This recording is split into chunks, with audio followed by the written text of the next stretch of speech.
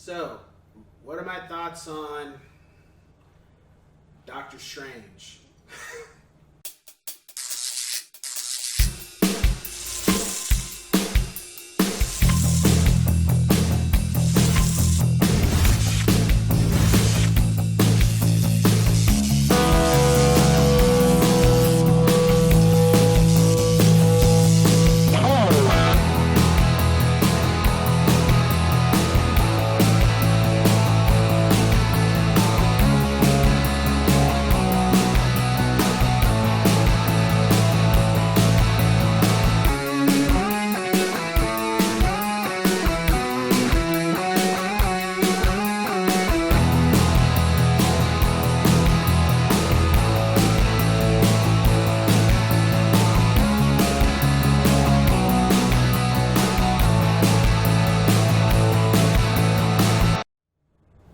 What's going on, ladies and gents in Cyberland? Coming back to you with another Marvel Cinematic review. This time we're moving on to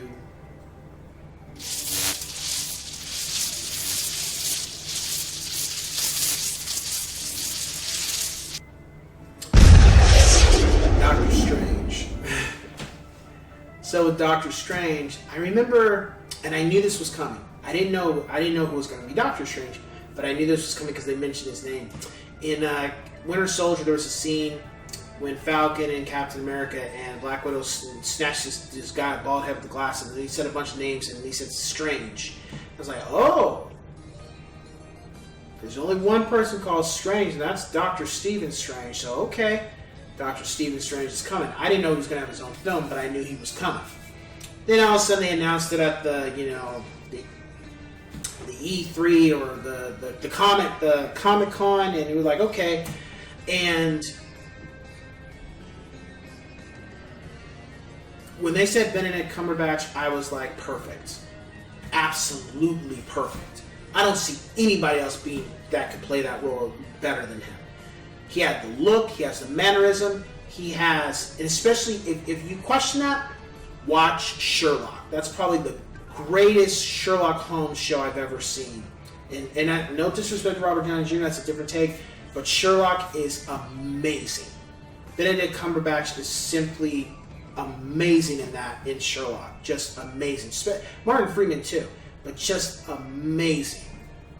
And when they said they had casted him, I said, you guys are on top of your game with your casting choice. You got it. Never. I don't think you ever have to worry about Marvel right now with their casting. I think they're firing all cylinders. They know exactly what the hell they're doing. So I didn't know very much about Doctor Strange. I only knew that he got in a bad car accident or an accident and it messed with his hands. He was a neurosurgeon. That was the only thing I knew. And the film starts out with the theft that happens at one of the temples, and this guy with this weird stuff on his face, Calicius. He has a bunch of followers, and he's trying to get some information, all this other stuff. You're like, whatever, okay, nothing you don't know yet.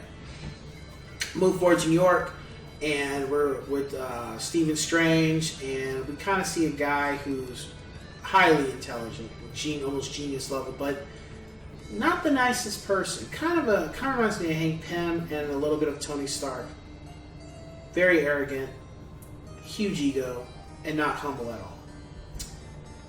And sometimes I think he means well, but I think other times he gets beside himself in the fact of his abilities and what he can do. And it catches up with him. And he loses his abilities to be what he's good at. I think he really only had one friend. And I don't think anybody outside of that, I don't think Steven had any friends. I think Strange was he had so many talents that I think he just rubbed people the wrong way. But I also felt like because he had so many talents that he couldn't make friends because it was kind of like people, on one end, he caused that to be the way it is. The other end, too many people envious of him and just they would only be wanting to knock him off his totem pole because they can't do what he was able to do. And I think that's one of the reasons why he wasn't able to get the help he needed either at the time. Because I don't think it was... A part of me felt like, yeah, some doctors don't want to risk their reputation. But I think a lot of them enjoyed the fact that he was completely knocked out of the game. Like, he could no longer he could no longer be great at being a neurosurgeon because his hands were messed up. And I think they were like, great, so we got the Michael Jordan of surgeons out of here, so now we can kind of run things. And we're not going to help this guy get back on his feet. I think it was kind of one of those. I think there was a little bit of that too, but I think Strange also helped bring that on because of his behaviors too. Anyway, Strange finds somebody that he declined to help a long time ago, and then he starts going on a mental journey, a physical journey to try to see what he can do to fix his hands. And he meets a couple characters, one of them called Carl Mordor, which is, I always know how to say his name, Chiwetel? He was in Inside Man, but also American Gangster, but I don't want to say his first name. But also, he comes across Wong, who ends up becoming a good friend of his, and that's when he starts to learn the whole process of the different dimensions there are, and learning how to travel those dimensions and going from one plane to another, and how to fight, how to defend himself, how to use weapons, how to fully have an understanding of the dimensions and the planes that they're on. The thing about Strange compared to the other films is Strange really starts kind of opening the door to the possibilities of what Marvel can do. Whether people like this film or not, I think Strange is kind of like the ripple effect of saying, even though we still have these films to finish with the Infinity Saga, Strange is one of those films that's really going to allow a lot of branching off to doing different things that we can do with the characters. I just hope they have some type of balance and some type of regulation. I hope they just don't go all over the damn place, because then, comics even can get confusing. But what you don't want to do is try to run too far or go too far left or too far right with utilizing Strange and making it confusing for the public. Because once you lose the audience, you're in big trouble. And it's very hard to get that back, and you don't want that, because then people will be less inclined to want to see the next one, because I don't understand what the hell is going on. I feel like I gotta go read a book. You don't want, and I'll get to this because I might consider doing these reviews. You don't want to have a episode 9 Rise of the Skywalker situation. You don't want one of those. You get what I'm saying? You don't want to have to read a bunch of books to get to understand what's going on, because the stuff on the film wasn't done right at all. You don't want one of those. And, the film is more so, to me, I don't really feel it was a film. I felt the villain was just there. I felt this film was really about redemption. I felt Doctor Strange was a redemption film about this guy and allowing him to understand his purpose and having a purpose that's not just his own, and just changing his behavior. I think that was the main thing of this film.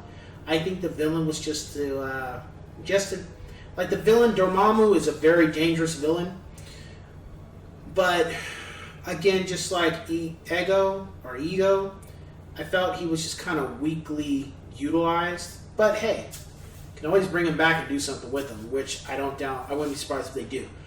But the main focus was Stephen Strange. The main focus that was the main gist of the film. And incorporating villains in there, you were only going to be able to do so much, because you really need to build this character.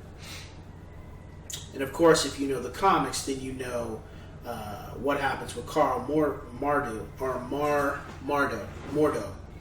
You know what's going to happen with him if you know the comics. and if that's what they're moving towards, well, it's pretty obvious they are, but that's going to be very, very interesting to see on screen. I'm really looking forward to that. My rating for the film, I'll give 4 out of 5 yes sirs. I would have given it higher, but the villain was severely lacking. They were just like, they felt like throwaways. And again, Dormammu is not a throwaway character. But also the good thing about the film is, this is important, we see another one of the Infinity Stones. The Time Stone. So you get an introduction to that as well. So I would say watch it. Very enjoyable, entertaining, but it's kind of like, you might have to watch it more than once to get a full understanding of it, because sometimes it's not, it's more of a sci-fi film. To me, Doctor Strange felt like more of a sci-fi film than an action film. It was more sci-fi drama. So you might have to watch it a couple times if you miss certain things, or you might just have to watch it because there are some things that you may not fully understand at first. Because with me, Doctor Strange, I had to watch it at least probably 3 times to fully get because I had a hard time understanding the dimensions thing, because I know dimensions in comics, but this was a little different. It kind of felt like you had the Inception vibe in it too, which I'll give a review for that at one point. So next on our list will be next one will be Black Panther, and so I will catch you on the next one. Take care.